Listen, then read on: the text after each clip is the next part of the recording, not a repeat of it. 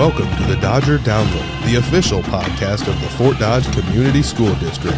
Each episode brings you the latest updates from our schools, including school board recaps, interviews with educators, staff, and students, plus upcoming events and stories from around the district.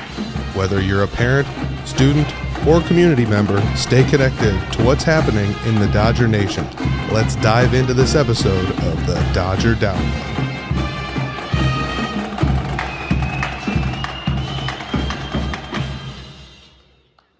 Welcome to the Dodger Download, the official podcast of Fort Dodge Schools. I'm Superintendent Josh Porter. I'm excited for today's episode, getting the inside scoop on Fort Dodge Middle School. Whether you're a parent, student, or a proud Dodger, we're glad you're here today. For today's sponsor, craving the best burgers in Fort Dodge? Head to Rides Bar and Grill, where flavor meets fire. Every bite hits the spot.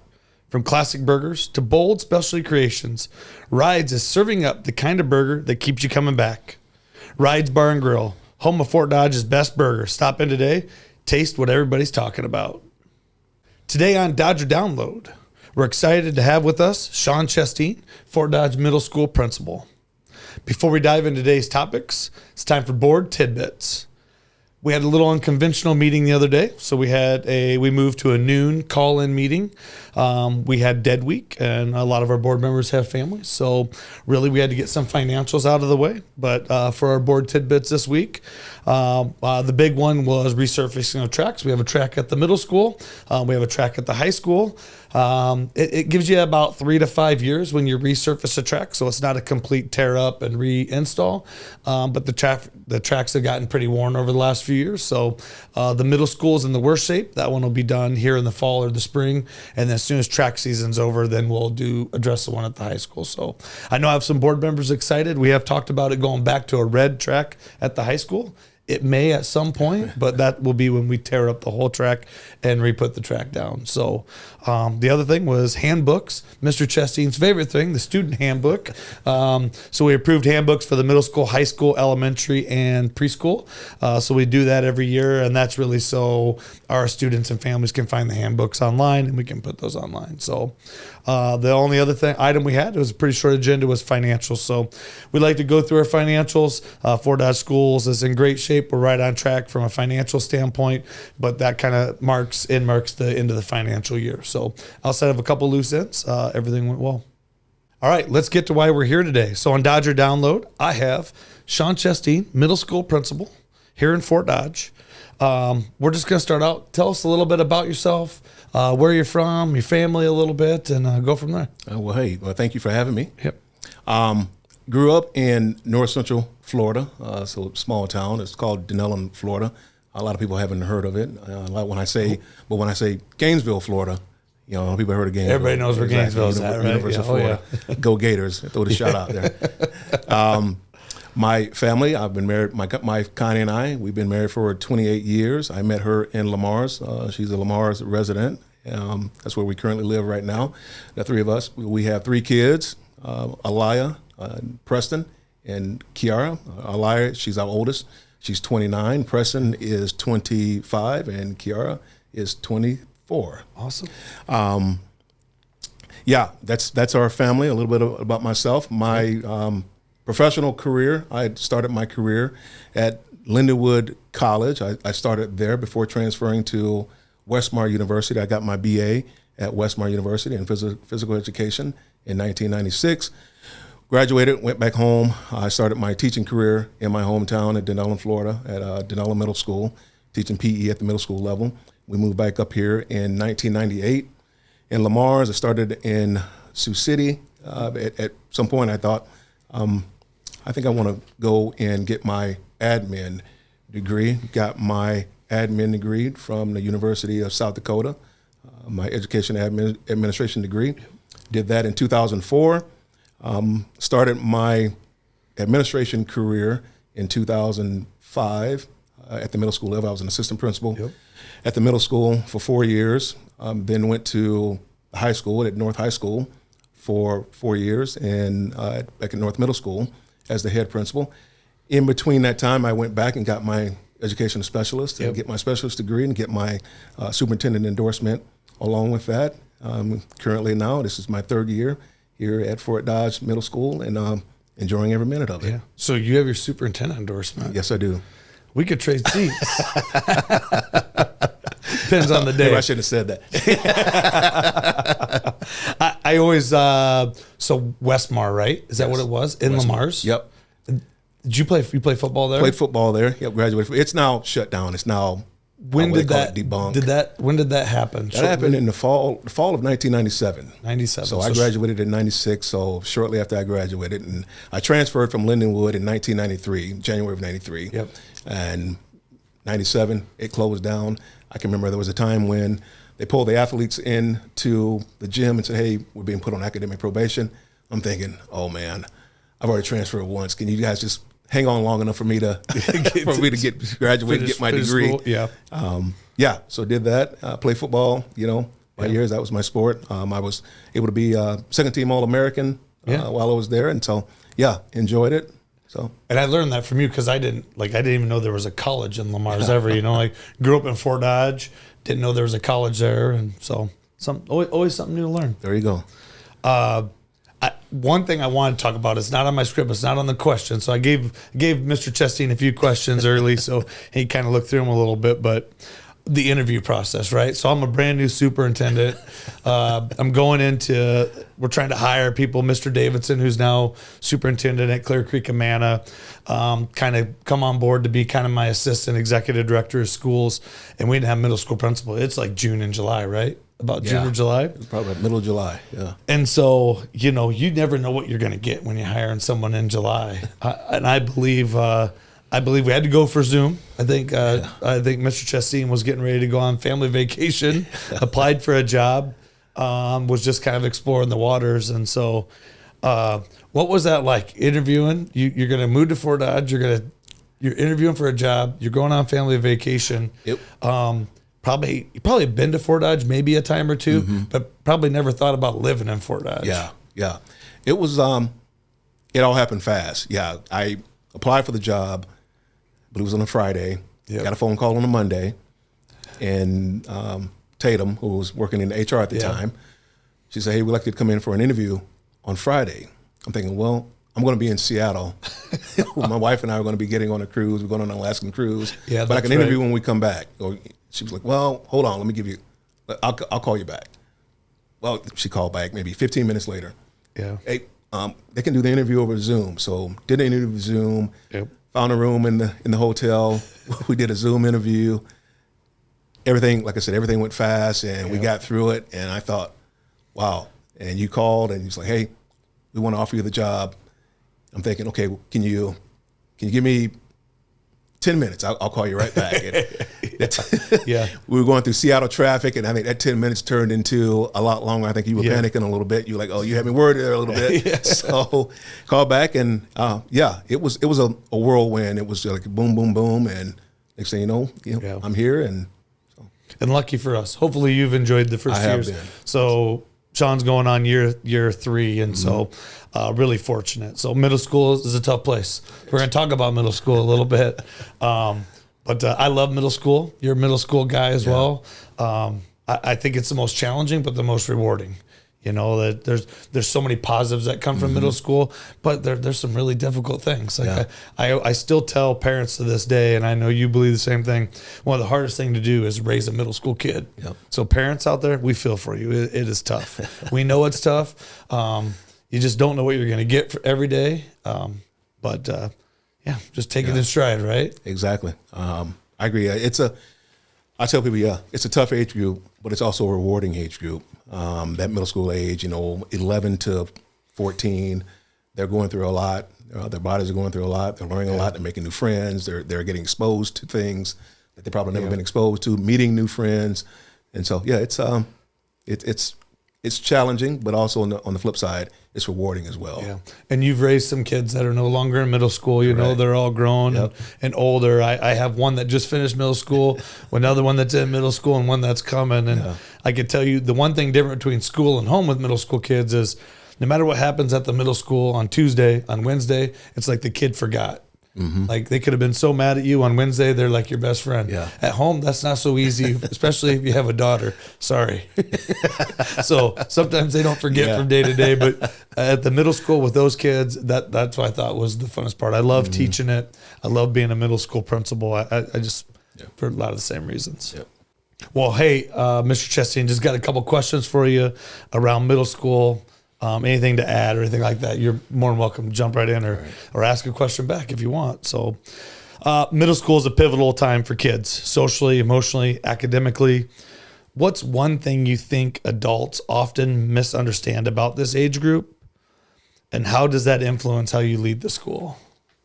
I think one thing that maybe sometimes adults misunderstand is how impressionable middle school kids are. And some of the things that we as adults, I think at times take for granted, that, our behaviors and how we act and how we react to things, kids pick up on that. Kids pick up on those little things.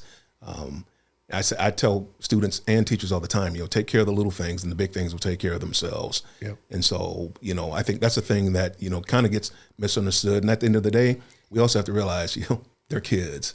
We're talking about 11-year-olds, 12-year-olds, 13-year-olds. They're kids. And some of the things that they do, we don't understand because we as adults, we're like, okay, why are you doing that? Well, they're an 11-year-old, they're a 12-year-old. That's why they're doing it. Right. And so I think that gets, missed in this whole thing at times. So. Yeah, I think one of the things I thought about a little bit too when I put that question down was they say things and do things that they don't really mean. They say it sounds mean, it sounds terrible. I don't know, at the end of the day, once it comes down to it and all the waters are calmed and the tears are gone or whatever's happened, they don't really mean it. Like maybe some do, but at the end of the day, most kids don't really mean to be hurtful and do that thing, especially at that middle school age. It's just hard for them to control themselves. It is, and I tell them a middle school kid can take you through every emotion you have in a matter of 10 seconds. And you can be upset, frustrated, but on the flip side, in that same sense, like you just said, they will have you feeling for them. They're upset over what happened. So it's So when you think about that a little bit, how would you describe how you like to lead your building, or is that do those things influence how you like to lead? Yeah, I like to lead from within, and realize that these are kids, and this age group it's a tough age group, but it's also a rewarding age group. And also, understanding that, letting my staff know that, hey, these are students. When they come through the doors, we don't know what's going on with what they got going on at home. Yep. And so when they come into our buildings, we have to do what we have to do in order to instruct them, give them what they need, prepare them for the next grade or prepare them for high school, and prepare them for life. Yep. So one of the things I enjoy about watching your leadership, it's very relational, right? If I had to describe you as a leader, it's a very relational leader. You go to people, you go talk to people, you don't talk about them. You don't have to do it through email all the time. Like you will go and just talk to people, you talk to kids. So you have ability to joke with kids. You also have ability to check kids too, right? Because that's what has to happen. So just from an outside view, that's what I appreciate about the middle school. Yeah, well, I appreciate it. And one other thing, building relationships is key. I tell people, you've been at the middle school level, if you got a relationship with a student, that most difficult student, you can get him or her to do what you ask them to do. Yeah. If you got a pretty strong relationship with them. And sometimes it's really hard. It is. Sometimes it's hard. Yep. And so as adults, we talk about, sometimes something happens on Tuesday or Monday. Yep. Like, got to get over it as an adult a little bit too. And sometimes that's really hard, and probably if you're not in the world of education, you probably don't understand that sometimes. Or, you say Monday or Tuesday, something's going to happen second period. And you know what? You're going to see that student again, fourth period. Yep. And it could be a whole different story. Correct. Because that fast, that kid can change. Mm-hmm. Well, next question. We've kind of talked a little bit about this, I think, already, but middle schoolers can be unpredictable in the best and worst ways. What's one moment that stuck with you as a reminder of why you love this job? When I was a middle school assistant principal, I worked with a student, and the student was a difficult student. I mean, very difficult to the point where I don't have any hair, but I felt like, pulling my hair out, what I don't have, pulling for something. That's how frustrated, this student made me. But to see him progress, and when I went from an assistant principal at the middle school level to an assistant principal at the high school level, and to see the growth he had, and at the end of the day, to see him walk across the stage and earn that degree, the diploma, it's like, okay, that's why we do it right there. We just, keep going, keep pressing on, keep moving forward. Because if you'd have gave up on him, who knows what would have happened, right? Exactly. How do you balance supporting your teachers while also making sure students are getting what they need every day? Well, for our staff, I want to make sure, they're doing what they're able to do, and that's, deliver instruction, teach. That's what they have to do. And at the end of the day, we want teachers that are, delivering sound instruction. And if they're not able to do that, then they can't do that. Students can't learn. So it's a balance act. Making sure that they have the opportunity to do that, supporting them, because we want teachers to obviously know that, hey, we're going to support you. Kids are difficult. We understand that. We're going to support you. But also letting them understand that they're kids.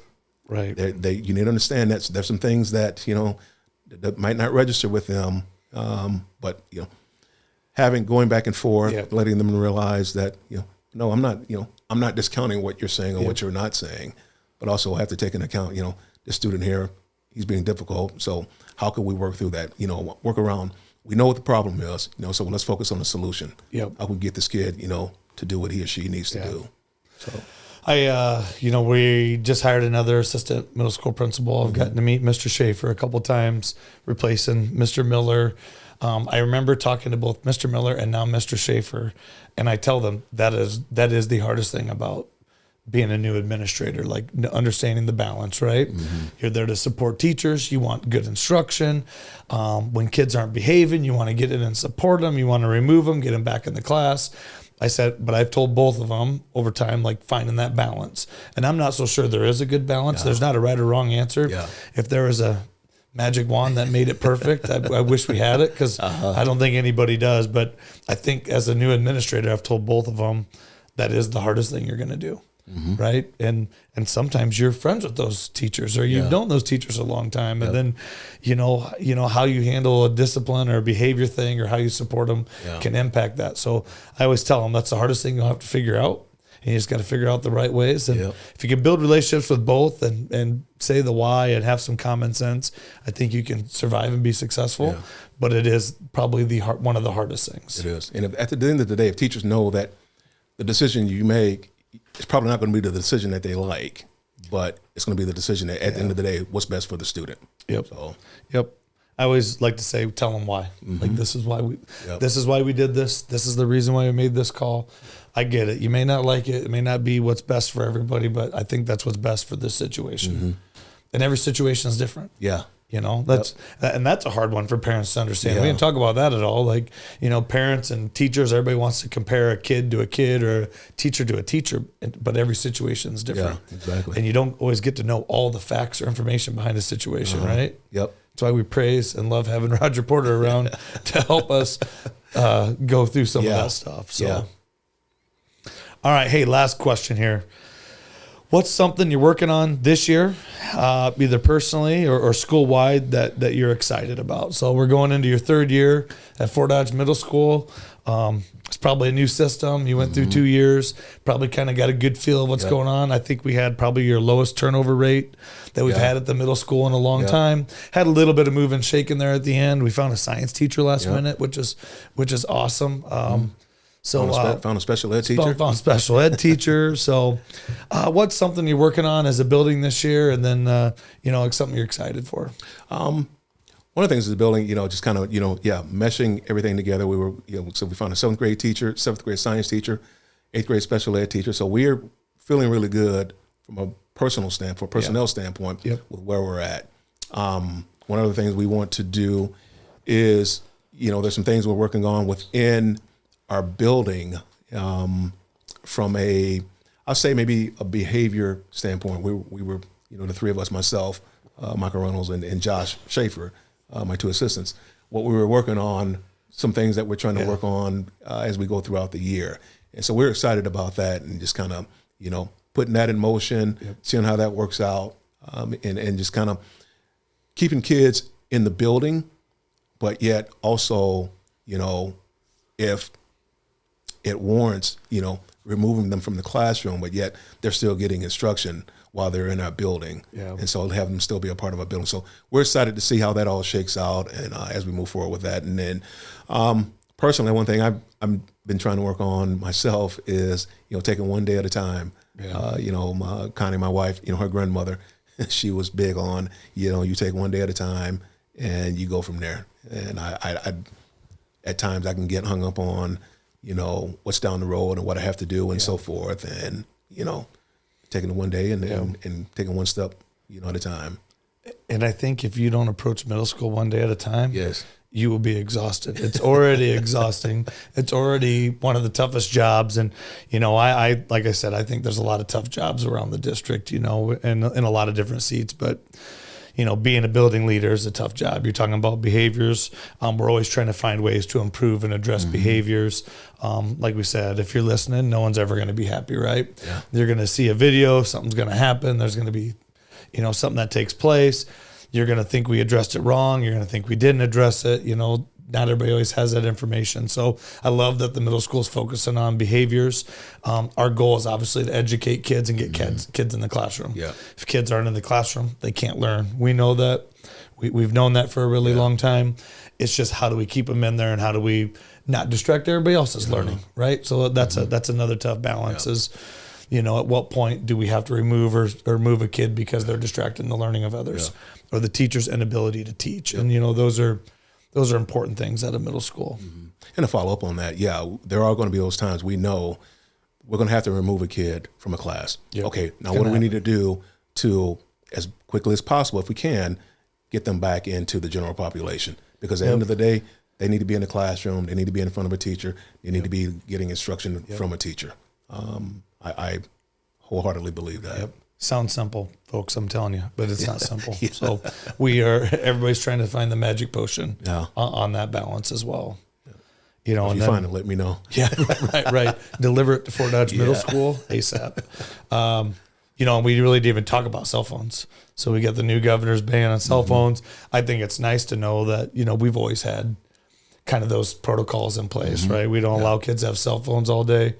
I don't know. What are your thoughts, and what are your hesitations, or as we approach this year with cell phones? I think we'll be in a good place. Like you said, we've always had a cell phone policy in place. Yep. So I don't think it's going to be anything that's over the top for our students. Our students know that, hey, this is our policy. They know that if this first time this is going to happen, the second time this is going to happen, the third time this is going to happen. Yep. So they know that those things are in place. Yep. And it won't be overwhelming for them, when we start, putting in some we do some tweaks here and there. Yeah. So technically middle school kids aren't supposed to have their cell phone from first bell to the end bell. So that's 8 to 3 o'clock. Middle school kids are sneaky. So they get their phones, or they have their phones, and we don't catch everybody, if you imagine. So there's about 790, almost 800 middle school kids. There's probably 50 adults, 45, 50 adults in the building. So the ratio is not overly strong to catch every kid that wants to grab their phone and do things. So again, like we said, we'll do the best we can. We'll try to find them, try to do everything we can to keep them in check. I think the new legislation will help with that a little bit, and maybe teachers will be a little bit more confident about what that looks like. And so I think the key is consistency. Everybody being consistent and, doing what we need to do. Consistency from adults. Yep. So. Expectation standards, right? And kids might not like it, and parents might not like it, but everybody loves expectations, Once they know the expectation, they know the standard, and they know what they need to meet, usually that's when things run smoother. Yep. Once again, we'd like to thank our sponsor for today's Dodger Download, Rides Bar and Grill.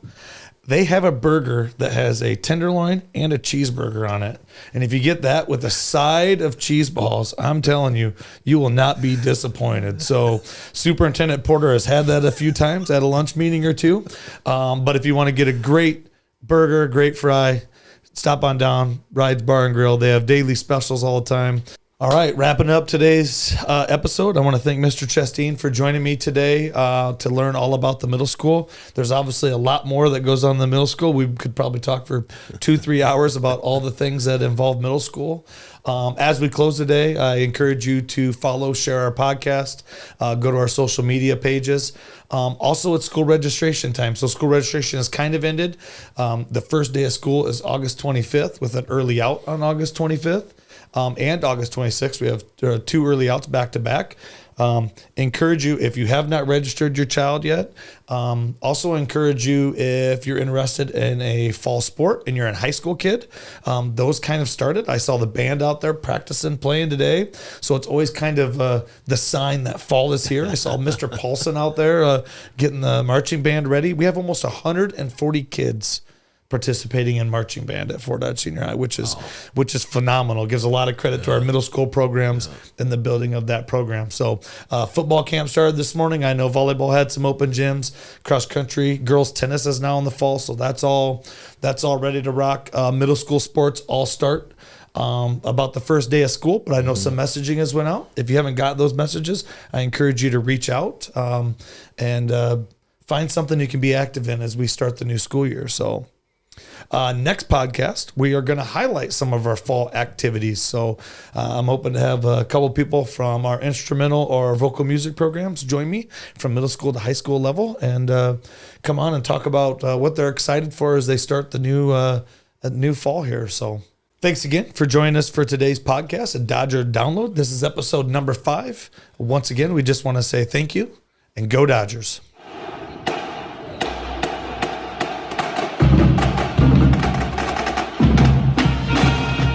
Thank you for listening to the Dodger Download, your source for all things Fort Dodge schools. Be sure to subscribe so you never miss an episode and share with your friends, family, and fellow Dodgers.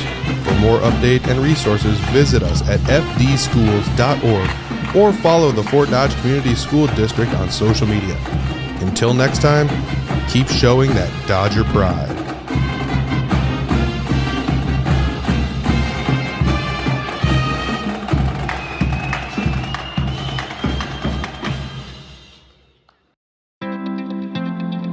This podcast is produced by Spin Market and Digital.